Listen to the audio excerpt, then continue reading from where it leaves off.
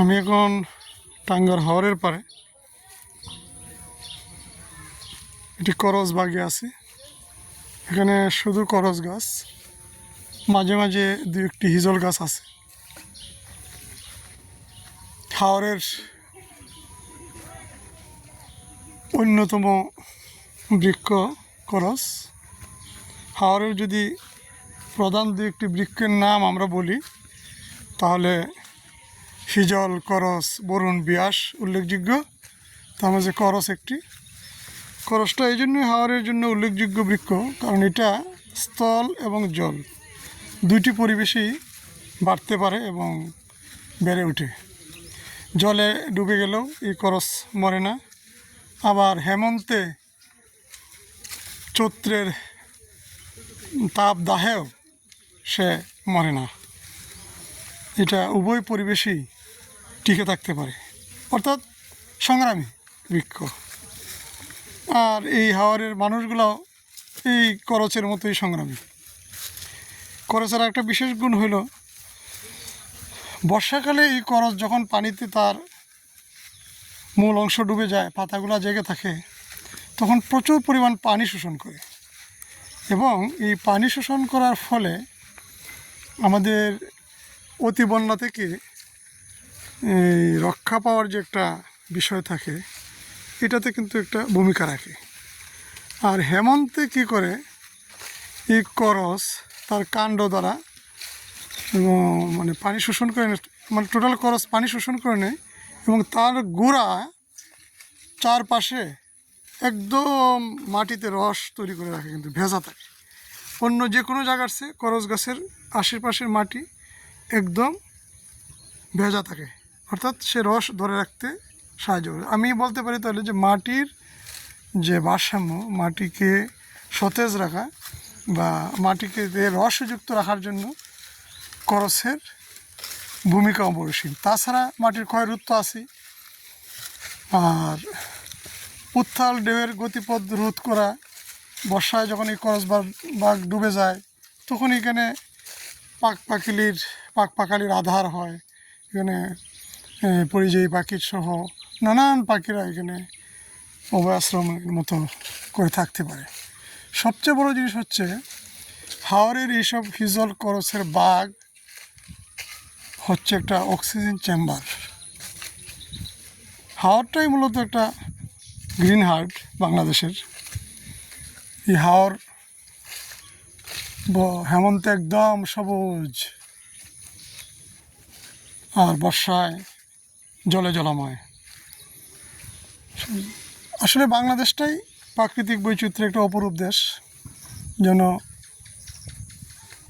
প্রাণ বৈচিত্র্যের এক অপরূপ লীলাভূমি আমাদের এই বাংলাদেশ। বিশেষ করে বাংলাদেশের উত্তরে গারো এবং মেঘালয় পাহাড়, দক্ষিণে সাগর, এই দুইটা বিষয় আমাদের আছে, প্রাকৃতিক সম্পদ যেগুলো অন্যদের নাই। তবে পাহাড়গুলো আমাদের না থাকলেও আমরা তাদের সরাসরি সেবা পাই। পাহাড়ের গাছগাছালির অক্সিজেন, পাহাড় থেকে পলি আসে পানির উৎস, এবং পাহাড় থেকে আমাদের নদীগুলোর উৎস। এই নদীগুলো আমাদের এই বাংলাদেশের একটা ওয়াটার ভেসেলস হিসেবে কিন্তু মারাত্মক ভূমিকা রাখে। এবং এই নদীগুলার পানি প্রবাহিত হয়ে উত্তরের পাহাড় থেকে নেমে এই বিভিন্ন হাওরের নদীপথে পানি প্রবাহিত হয়ে একদম দক্ষিণে বঙ্গোপসাগরে যায়। এই বঙ্গোপসাগরের লোনা পানিকে সে কিন্তু নামিয়ে, মানে কী বলবো, থামিয়ে দেয়। না হলে এই যদি পানির ফ্লো, ওই যে পাহাড় থেকে বৃষ্টির মিঠা পানির ফ্লোটা যদি নদীপথে একদম সাগরে না যাইতো, তো সাগরের লোনা পানি তো আমাদের এই ভূমিতে, বাংলাদেশের ভূমিতে ঢুকে পড়তে পারতো। তো বলা যাইতে পারে যে এই হাওর অঞ্চলের উত্তরের এই পাহাড়টা, আমাদের এই মিঠা পানিটা একদম বর্ষাকালে মানে নদীপথে চলে একদম সাগরে যায়, ফলে সাগরের নোনতা পানিটা ভূমিতে আসে না, ফলে কৃষির ব্যাঘাত হয় না, মাটিতে লবণাক্ততা বাড়ে না। শুধু তাই নয়, শুধু উপর দিয়ে যে পানি ঠেলাঠেলি করে লুনা পানিকে আটকিয়ে রাখে তা না। আমাদের এই মাটির অভ্যন্তরেও নদী আছে, এই নদীপথেও পানি বহে। এই অভ্যন্তরের নদী দিয়েও তো লুনা পানি আমাদের ভূপৃষ্ঠ মানে ভিতর দিয়ে আমাদের এই লোকালয়ের অঞ্চলে চলে আসতে পারে। তখন তো টিউবওয়েলের পানি পান করা যাবে না, লুনা পানি আসবে। সেই সব পানিকেও কিন্তু বাধাগ্রস্ত করে রাখে এই পাহাড়ের চেরাপুঞ্জির অধিক বৃষ্টি হওয়া, এই পানির ঢল নেমে এইসব পানিকে ফিল্টারিং করে সবসময় সমুদ্রে পাঠিয়ে দেয়, ফলে আমরা কিন্তু বিশুদ্ধ পানি পাই। তো সুতরাং হাওরের যে এই মানুষের হৃৎপিণ্ডের যে অক্সিজেনেট ব্লাড যেভাবে সার্কুলেশন হয়, ডিঅক্সিজেনেট ব্লাড এবং অক্সিজেনেট ব্লাড, এই দুইটার যে সার্কুলেশন, আমি মনে করি লুনা পানি এবং মিঠা পানি এই দুইটার সার্কুলেশনটা কিন্তু তৈরি করে এই হাওর অঞ্চল। কেননা এই হাওর অঞ্চলের পানিটাই কিন্তু এই মানে আমাদের এই বাংলাদেশের সমস্ত পানি প্রকৃতিকে বিশুদ্ধ রাখতে বিশাল ভূমিকা রাখে। একবার একটু চিন্তা করে দেখেন, পাহাড় থেকে যদি 1 বছর ঢল না আসে, বৃষ্টি না নামে, পানি না হয়, তাহলে সাগরের পানি যখন সাগরে জোয়ার আসবে, সাগরের সমস্ত পানি তো আমাদের লোকালয়ে ঢুকে যাবে। দক্ষিণাঞ্চল তো নোনতা হয়ে যাবে, আস্তে আস্তে সারা বাংলাদেশে এসে নোনা পানি ঢুকে যাবে। তখন আমাদের সেই সবুজ কোথায় থাকবে, আমাদের এই উদ্ভিদ কোথায় থাকবে, আমাদের এই ফসল কোথায় থাকবে? সুতরাং আমাদের এই হাওর অঞ্চলের এই বাংলাদেশের মানে টিকিয়ে রাখার ক্ষেত্রে বাংলাদেশকে তার সোনার বাংলা হিসাবে, তার সুজলা সুফলা হিসাবে এই বাংলাদেশকে টিকিয়ে রাখার জন্য হাওরের ভূমিকা, হাওর অঞ্চলের ভূমিকা অপরিসীম। তাই এই হাওর নিয়ে আমরা আর সিনেমিনি না খেলে আমরা চলুন পরিকল্পিত বাঁধ আমরা দেই, পরিকল্পিত বেড়িবাঁধ তৈরি করি। এই যে দেখেন আমরা বেড়িবাঁধ দিচ্ছি, এত উঁচু বেড়িবাঁধ, বাড়ির চেয়ে উঁচু হয়ে গেছে, পানি বাড়ি নিচু, বেড়িবাঁধ উঁচু। তো পানি কি উঁচু জায়গা দিয়ে উঁচু হয়ে যাবে, নিচু জায়গা দিয়ে নিচু হয়ে যাবে? সামান্য কোথাও যদি সামান্যতম, এই যে দেখেন সামান্যতম একটু জায়গা নিচু আছে, এই জায়গাটা অনেক উঁচু করে দিলেন, তো পানি তো ওই নিচু জায়গা দিয়ে চলে যেতে পারবে, এই উঁচু জায়গাতে না গেলে হয়।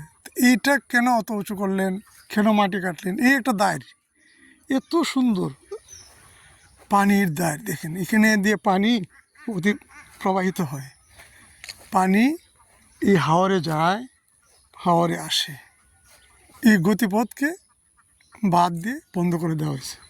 হ্যাঁ, প্রশ্ন হলো যে ফসল রক্ষার জন্য তো এই বাদ দিতে হবে, ভেরি গুড, দেন এটার কি আর কোনো বিকল্প নাই? আর কি অন্য কোনোভাবে চিন্তা করা যায় না?